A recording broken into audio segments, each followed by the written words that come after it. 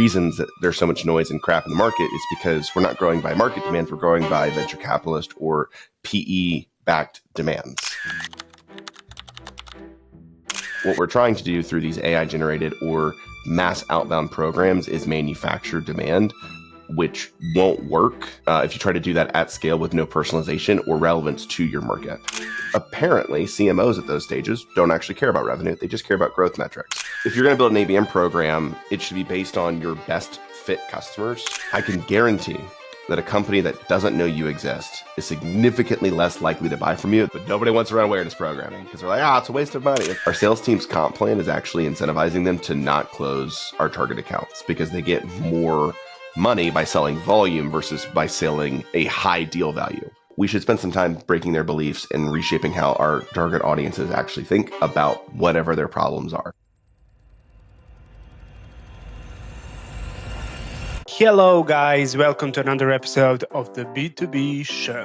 I had the pleasure of interviewing Mason Cosby, and Mason is probably one of the biggest experts that I had a chance to meet when it comes to the ABM campaigns for small, medium, and a bit bigger businesses. Mason, the founder of ScrapyABM, shared with us a lot of great and unique takeaways on how to create a strategy around your ABM campaigns. What campaigns are better, one-to-many, one-on-one? How deep should you go with personalization in your campaigns? How to execute? What are the best tools? What are the best systems? And many other things. So enjoy. The first question that I have for you is, perhaps you would agree with me, right? So right now we are everywhere, wherever you go online, go to Google, go to LinkedIn, wherever you go, you will find a lot of noise, right? You will find a lot of crap. You will find a lot of AI generated bullshit. Everyone is being the same. So from your personal experience, how can companies, B2B companies, stand out from that noise, and how are they winning in the next 5 years? So my perspective on this comes from a guy that runs a privately held business that I actually don't need money. I'm like, I need enough money to pay our bills, but I'm good. I'm actually really happy with my life. So this comes from that perspective, which is I only grow as the market demands. So I actually think that a lot of the reasons that there's so much noise and crap in the market is because we're not growing by market demands. We're growing by venture capitalist or PE backed demands, saying we have to have this growth in order to generate a return for our investors. And as a result, it's actually not market focused. It's more investor focused. So for starters, recognizing it's way easier to not be so stressed out about the demands of growth when you actually grow based on market demands. And that's why we focus so much on generating lots and lots of helpful content. Because if we are helpful to the market will demand our services. That's pretty much it. What we're trying to do through these AI-generated or mass outbound programs is manufacture demand, which won't work if you try to do that at scale with no personalization or relevance to your market.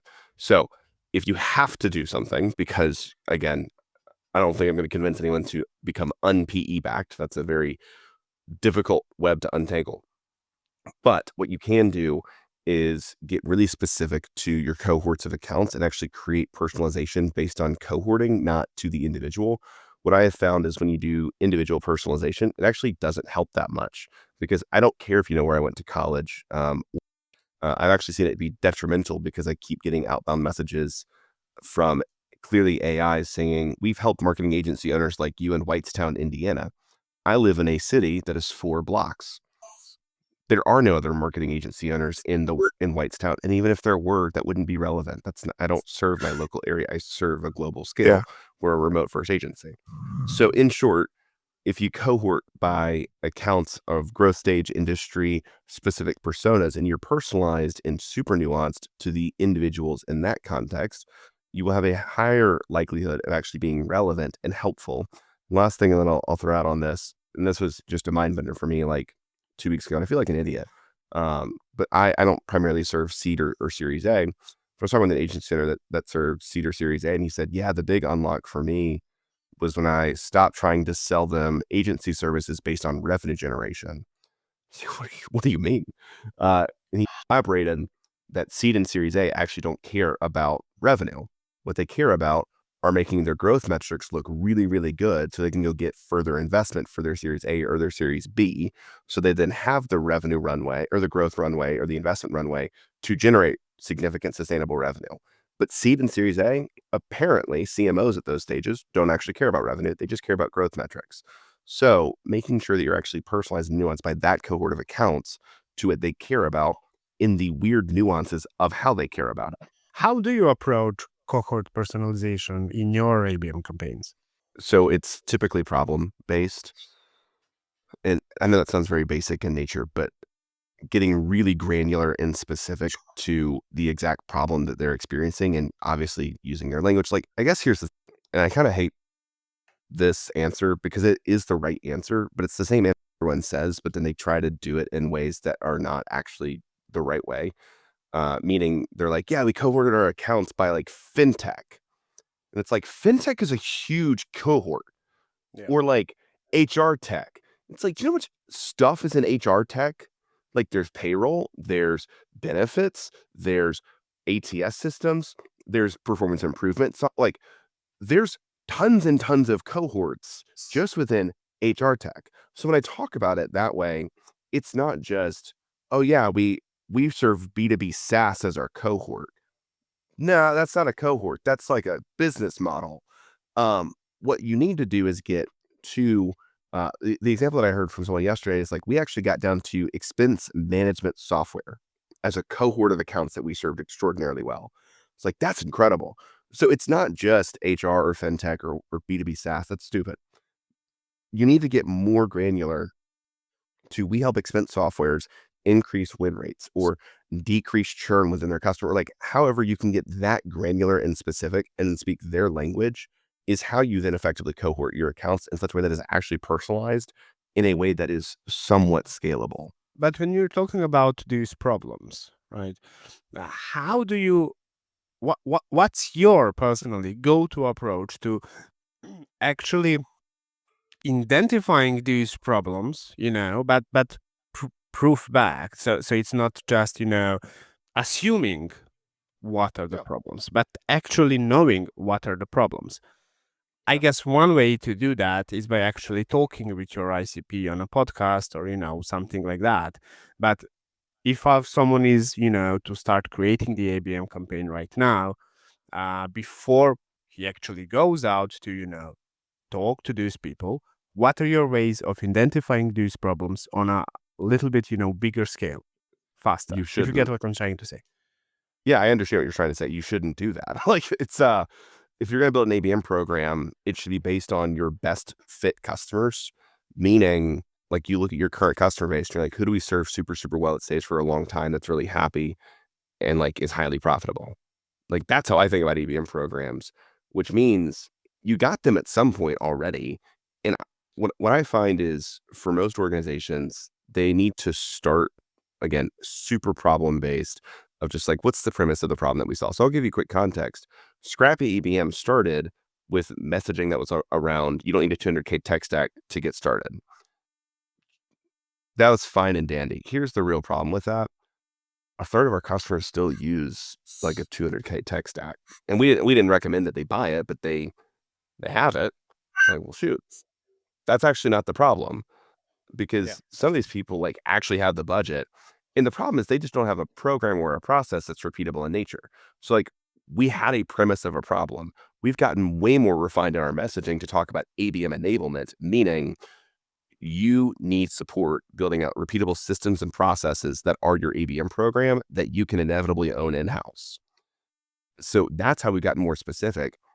And then as a result, when we go out to market to specific accounts that we now know, we typically serve the $20 to $100 million range mid-market space with 3 to 8 marketers and a dedicated sales team that's already doing some form of outbound. Like that level of specificity came because we worked at our customers and said, these are the top 20% of our most effective customers that get the best value from us.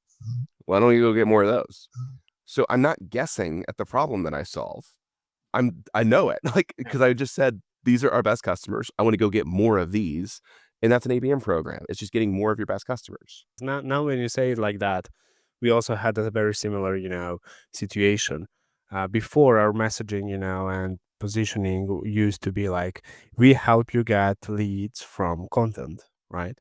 But after, quite some time, we realized that messaging actually resonates the most with, the companies who are doing 500,000, 1 million, up to $2 million in annual recurring revenue, which is not something that we are going after.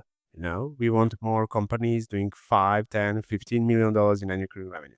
And that's why we later, repositioned to being something completely still like a content marketing agency of sort, but, delivering, still delivering leads, but also delivering some other, wrapping it up differently.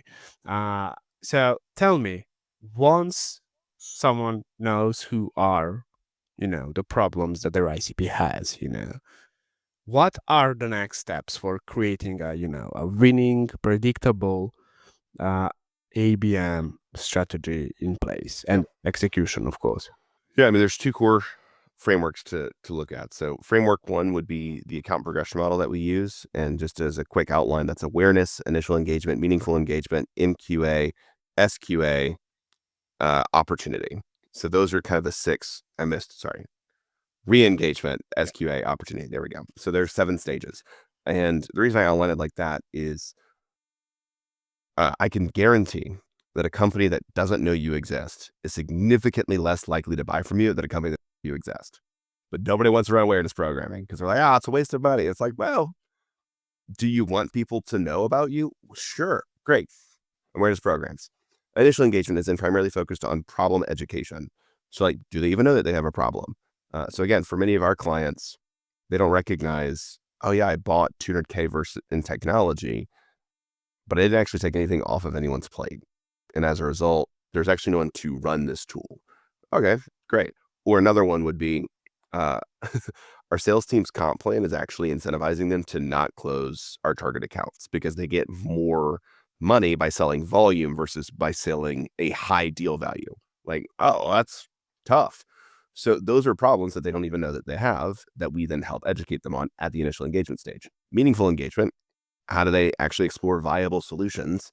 MQA is I qualify as product page, pricing page, schedule, a call page. Like they were right there and they didn't book, which is where you then get into re-engagement, which is primarily focused on further product education and case study type content that validates that you are the right solution. SQA is based on timing and budget, not fit, because fit should have been determined before awareness, and you have an opportunity that enters into your pipeline. It's like once you've nailed down what those definitions are in your organizations and how you would measure those things, you then need to run specific programs at every stage of each of those of the account progression model. So we then map out our programs through 4 Ds, which would be data, distribution, destination, and direction. So data is just who we're going after. So what's the target account?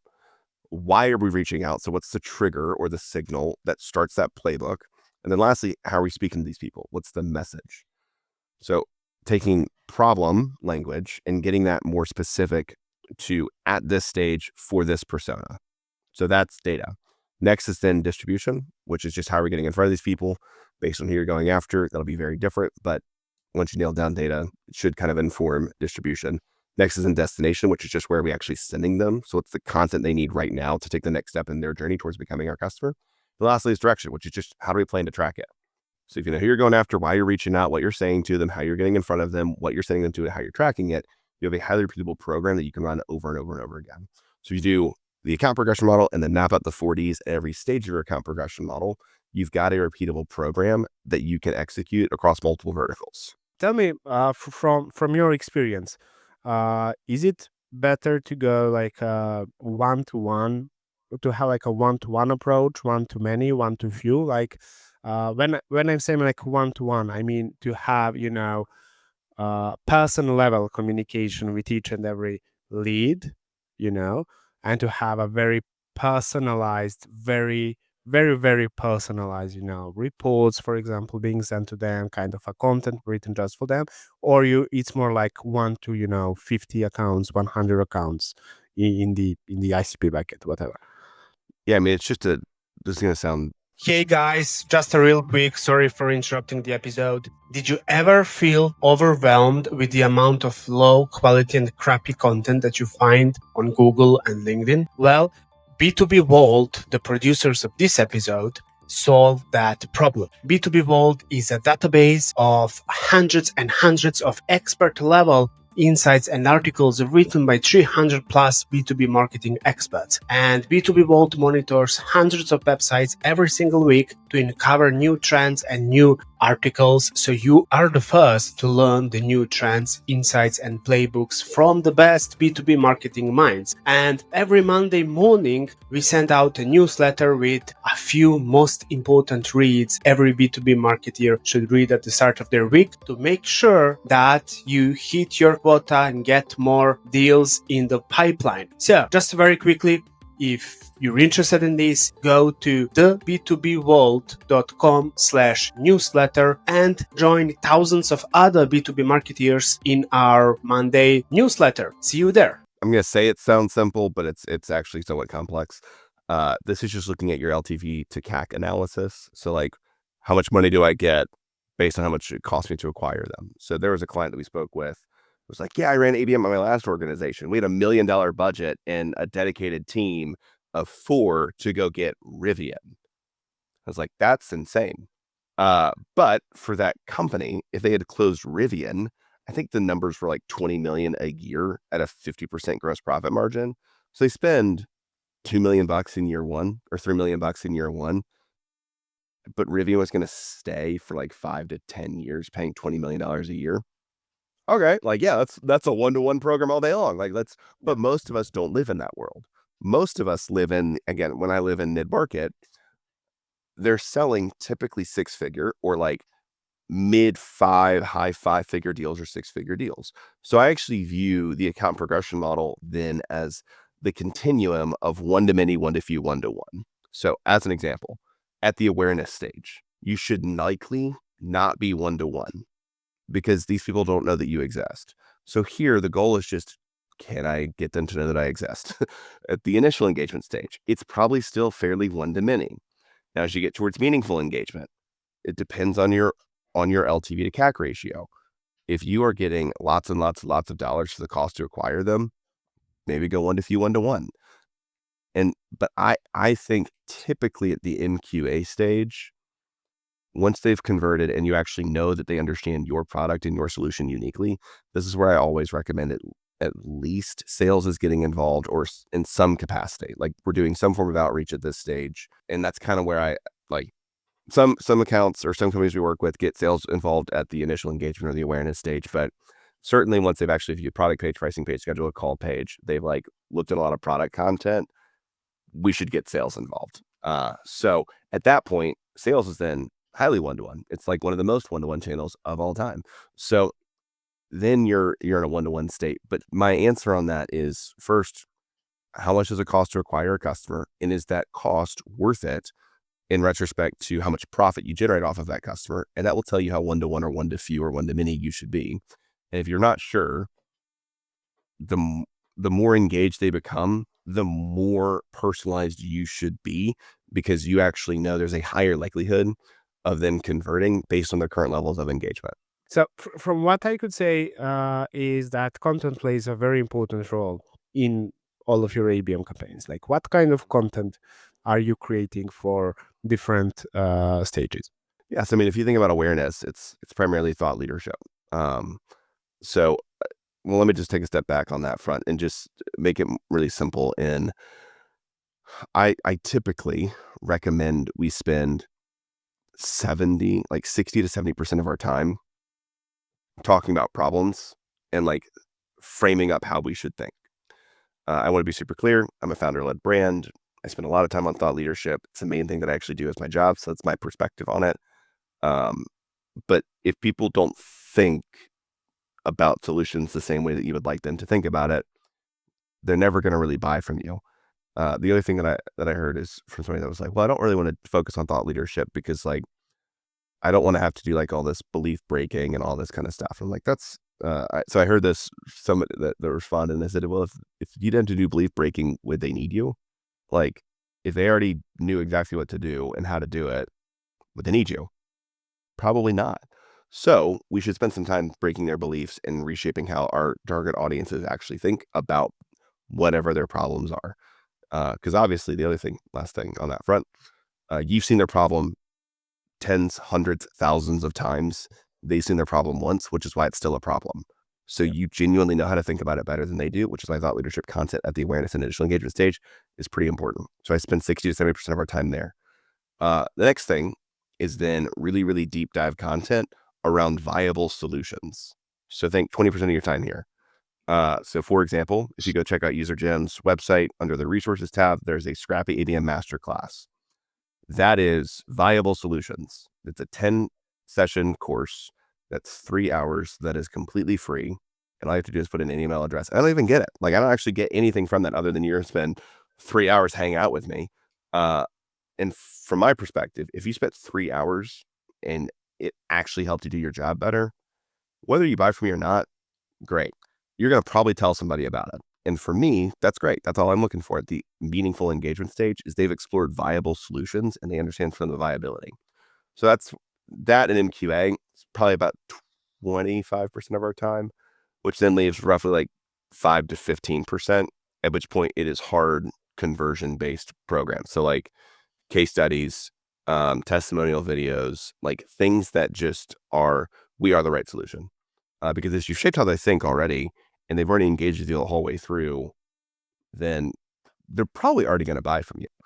And this is different from some other people's perspective on, like, I don't actually do a lot on just specific demand capture, like keyword bidding, because at that point you're just a commodity.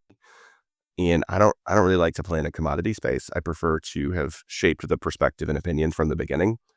And as a result, I kind of become the only option or vendor that they're even exploring. So it's like either they're going to work with us or they're going to not work with anybody. So that's my perspective on it.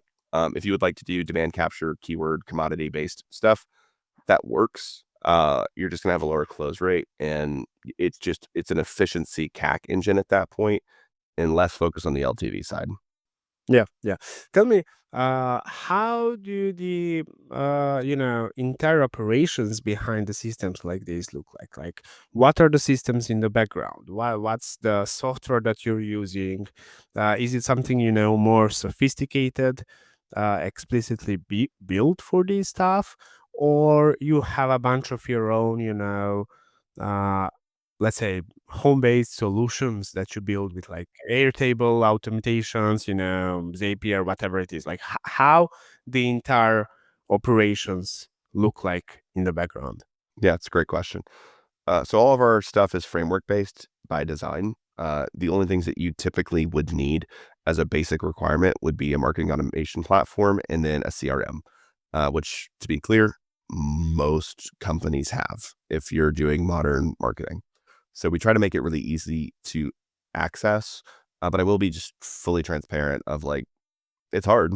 Like it's not, you can do it with that stuff. And most of our clients are, you just have to know how to set up workflows in such a way that can be triggered. You have to reset up some of the things around like contact and company property association to be more account focused in nature, which does require some setup. And then the last thing is just learning how to build out dashboards. Like there's a lot of work that goes into dashboarding to tell the story and the journey. Because you shift from like, well, this this person at this company did the thing. And I'm actually less concerned about the individual. The standard B2B buying committee involves like 8 to 14 people. So if I get one person, that's great. Like that's kind of table stakes. I need like 6 to at least know that we exist before we really have a shot at winning the deal. So from my perspective, you can do it with basic marketing automation. You can do it with a CRM. That's what we use for probably half of our clients is just that. But inevitably, I want to be super clear, there's going to be lots of problems with that. Like it's hard to scale. That's why a lot of these platforms exist. But the reason we take this approach is in building out with just what you have today, which is what I recommend everyone do, is one, it's like way easier to get started. It's harder to scale, but it's easier to get started. And 2, you have a higher likelihood of success because you actually build momentum. And then 3, when you solve a current business problem, typically that creates more problems downstream. So what you're doing, you're actually solving today's problem, knowing it will create tomorrow's problem. And then the right solution might be just buy a tool. But you solve the actual problem versus what I've seen lots of people do is they buy all of the tools and they only end up using like 20% of the functionality. So they're like way overspent and then it ends up being a mess. So as a like very prime example, the other thing I like about our 4D framework is it's a diagnostic tool. So if you're at the awareness stage and you're like, I don't have great awareness level programming, okay, well, what is it? Are we not targeting the right people? Do we not have enough data? That might be the problem. Oh, are we not getting in front of them in the right places? Maybe we need tooling that allows us to do better targeting and distribution channels. Okay. Do we not have the right content? Maybe we need support from an agency, or maybe we need a different content tool that actually allows us to scale content in a more personalized way. Or do we just not know how to track at the awareness stage? So like, what is it on those problems? And you actually solve the actual problem versus saying, my problem is I don't have an effective ABM program. Well, no, that's not a problem. Like it is a problem, but it's not a solvable problem. Like you have to get really specific in what's the actual reason the ABM program isn't working right now. And as you actually map out the account progression model and the 4D framework, you can say at this stage, we have this problem. Let's solve that. When you're working on the ABM campaigns, like, do you have a fixed set of accounts that you're working with? How many leads per each account you're working with? Like, do you have like 5, 6, 7 leads from one account or just one? Standard consulting answer here of it depends, but to elaborate along that, the number of accounts is largely dependent on, again, like how much money do we actually have to spend here? Because if we have $0, it's going to be very different than $1 million budget. So what I typically look at from a personalization perspective is I don't think any single rep should have to manage more than 300 accounts every half year. I think that that's plenty. If you look at it through the lens of if we're going to do outbound, then that's 100 accounts a day every 3 days. That's too many. So what I want to do is I want to make sure we've mapped our accounts to the number of reps we actually have to manage those accounts, and that we're then running marketing programming, and then we're potentially doing, in the same way we would do pulse advertising, we could do pulse outbound to where we're targeting different people in the context of those companies. And then from the number of people that we're targeting, again, largely depends on the buying committee. So like, for example, we do need to get the CFO bought in at some point on buying an ABM program, but they're not person one that I'm marketing to. Like they're actually they're like in pipeline advertising. So when I think about it in that way, let's say we're going after an organization that has a marketing team and a sales team in total of like 30 or 40 people. I am likely targeting sales leaderships like SDR, director, sales director, VP of sales with different messaging, but I'm also still targeting marketing manager, marketing director, VP, and CMO. So I'm going to target both sides of the people involved in the ABM program. And that may end up being 10 people at the awareness and initial engagement stage. But that's how I think through it. It's like who's involved in the buying committee, end users, who are the actual influencers in those organizations, and then who's the decision maker. Final thought that I'll make on this is I run a 15-person organization and I am the CEO. I have our only company card. So like if anyone wants to make any purchases, every purchase decision runs through me at this moment. If you cold email me, this is nothing that I just don't even open them because I logged off my email for like 2 days and I got back. I had over 400 emails after just like 2 days. So like, it's not even a thing of like, you may have the right solution for a problem that I don't even know I have. I just don't have the time to look at it. Whereas when I told my team I got 400 emails in 2 days, they're like, oh, I get like 30. Like their inboxes are way more clean and way more open than mine. So I am way more likely to listen to my team than I am to listen to anyone that just like pitches me something in a cold email. So that's why we like the bottoms up approach, because if you get a Slack from a team member that you care about and want them to be successful, you're way more likely to respond to it than a stranger that you don't know.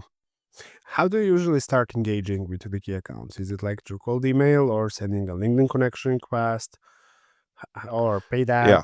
Great question. Two answers here. So we think about channels as indirect and direct channels. So direct channels would be email, LinkedIn DMs, calls.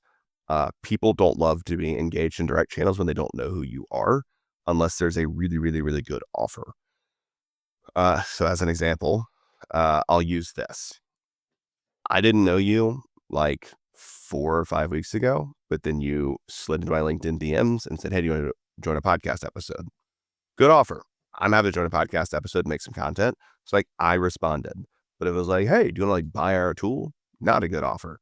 So if you're going to use direct channels at earlier awareness level stages, it has to be a really, really great offer for them to engage, which is why we typically prefer to engage in indirect channels. So things like paid media programming, things like organic social, things like events are typically really good for this. And then you do follow-ups and more direct channels after you build relationship and indirect channels. So that's the like categories we think through. And the last thing here is just where's your audience show up? So like we have a client that was bullish on cold email, and he came from a different industry, and he sells an ed tech product. Um, and like one of our account managers is a former teacher. My father-in-law is a head of school. Like we have actually a surprising number of people at our company that have either been in education or like have a spouse that's in education or like have a family member that's in education. And we've served the space for probably 2 years at this point with like dedicated clients in the education or ed tech space. We know the space pretty well. And we're like, cold email's not going to work. He's like, I'm confident it will. It didn't work.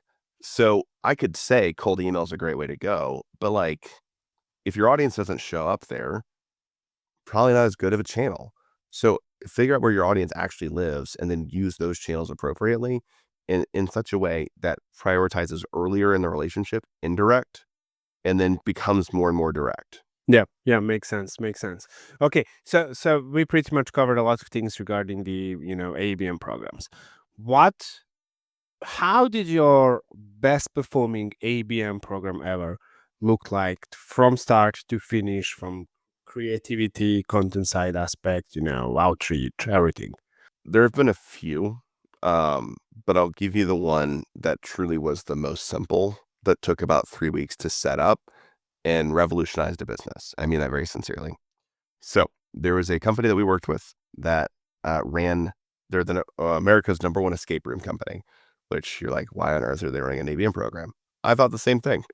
They had a B2B arm of their business that was not doing super well. Like they made almost no money there, but they had count. They believed in the idea of a B2B arm of the business. They just had not cracked the code on how to actually get people to book meetings because most people don't think B2B, totally I'm going to do escape room. But they had good offers and they just needed awareness. So what we did is I just had the thought of like, well, why don't we build some kind of a referral program? And then as we dug into the data, what we found is that there were actually roughly 200 to 300 people every week booking an escape room experience using a company email address. I was like, oh, well, why don't we just like say, hey, thanks for playing the game in the past week. Couldn't help but notice that you booked using your company email. Was this like a fun team outing?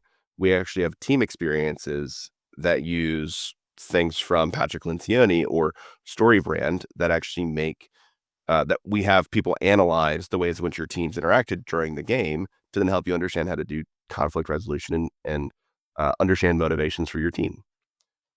Didn't know if you knew we had that. Well, that was it. Like we found the data in their existing CRM. We already had the offers. All we did is we followed up in a 7-day time frame from when they last played. So it was time bound every week with a single sequence that took the sellers about 15 minutes to enroll the contacts into. Like they did a list scan just to make sure they were all mapped by territory. And because to your earlier point, it was not personalized to the individual. Like we never mentioned where they lived, the college, like it was a cohort. Well, that single sequence books them an additional 9 to 15 meetings every week. It's the only thing that their B2B team does now is they just like enroll people in that sequence and then they take meetings and it is printed cash for them. It's incredible. So I reference that because often it's not this crazy, massive ABM program. Like there's likely something that's in the chain of events that is your overall revenue generation process that's got a broken link. So you just like fix that link using a 4D framework, and you likely unlock a lot more opportunities. And then something else will break and you fix that link. So that's the thought process. It's just what's the process overall that gets someone that doesn't know we exist to become a customer, and where does it break down and how do we fix that part, and then just do that a lot. What is the best marketing, sales, ABM growth, whatever book or a resource that you read? The one that like shifted my perspective on marketing overall, it's a very basic one, was just building a story brand. I know that's a fairly standard answer, unfortunately. But like if you haven't read the book, it's a very good book that like is just problem and solution oriented language in a repeatable framework that helps guide your customers. So that was super helpful. And then the other one that I have referenced a lot, and this is more thought leadership in nature, like Story Brand in my mind, or Marketing Made Simple, like the Miller books, very tactical. There are some things in there that I don't fully agree with on the Marketing Made Simple front, but like really, really great primers that are super tactical. Move, which is the 4-question go-to-market framework that was written by Sanger Verjee and Brian Brown, that came out like 3 or 4 years ago. That book helped me understand how to diagnose large-scale, systematic business level problems. So those are the two. And then I've gotten really hooked on Alex Hormozy's stuff. So I actually have $100 million offers here. So I'm about to start reading that. Well, I haven't read it yet, so that's wild. So I'm about to read that. And then the other book that I'm about to start reading is How to Win Friends and Influence People. So I've got a couple books that I'm about to start reading that I've heard are just classics that I'm ashamed that I haven't read yet. So those are the 4 that I would look at today. Yeah, nice one, nice list. Tell me, one thing that I always ask everyone at the end is, okay, business, that's all good, that's all great, right? But that's not the core of our lives, right? How do you, Mason, according to you, how, or from your personal experience, how do you win at the game called life? And what is that winning for you? I'm very openly a Christian online. So like this shouldn't be a shock to anybody. But like one, I think to win at life, quote unquote, is to first accept Christ as Savior, so that it's just a recognition that like we are very flawed people that have committed lots and lots of sin. And as a result of that sin, are no longer going to be in a relationship with God. So that's the first thing. And then from there, it's to live deeply sacrificially. I am going to die, like can guarantee it. So none of the stuff on this side of eternity super matters, other than my ability to lead other people to join me on the other side of eternity. So like for me, that would be winning at life. So I do, and I've been pretty open about this. We even started this way. It's like, I don't actually need that much money at this point. I need $40,000 a year. Like that's about it. But I do all of this because I enjoy what I do. But then 2, if I make a lot of money, I can give a lot of money and spread the gospel far further. Yeah. So that for me is winning at life. Nice one. Mason, we had a blast. Thank you very much for being the guest today. Well, thank you so much for having me.